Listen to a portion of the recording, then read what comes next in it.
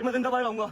After a long long time थाई game किया, थाई की दिमाग ऐसे सुन बुन बक मुन ब्लक दुम कम तुम छुम छुम हो गया, सुन बुन बक मुन ब्लक दुम कम तुम छुम। दोस्तों, आपने रजब भट्ट जो एक गलीज आदमी, एक खबीस आदमी, इंतहाई बेहुदा और इंतहाई शैतान आदमी के उसके मुंह से कुरान पाक की आयात मुबारका की तौहीन देखकर इंतहाई तकलीफ हुई, इंतहाई दुख हुआ कि हम इस्लामी जमहूरियत पाकिस्तान में रहते हुए, इस्लामी मुल्क में रहते हुए, हम इन खबीस लोगों को, इन गलीज लोगों को, इन शर पसंद लोगों को काबू नहीं कर पा रहे।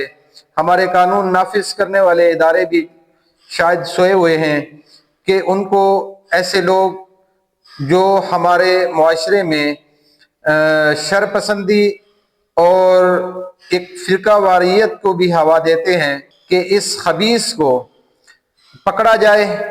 ये तौहीन कर रहा है कुरान पाक की आयात मुबारका की। अगर इसको अब नहीं पकड़ा जाएगा तो कब पकड़ा जाएगा?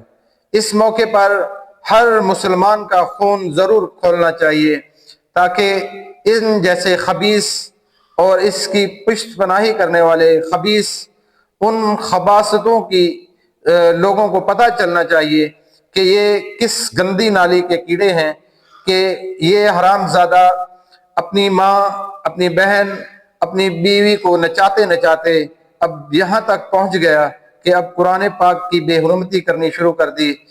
अगर अब कानून हरकत में नहीं आएगा तो कब हरकत में आएगा? जब कोई बड़ा सानहा जब हो जाएगा, इससे बड़ी और तौहीन क्या होगी कि ये सीधा कलाम पाक पर, कुरान पाक पर, कुरानी आयात मुबारका की ये तौहीन कर रहा है गलीज आदमी।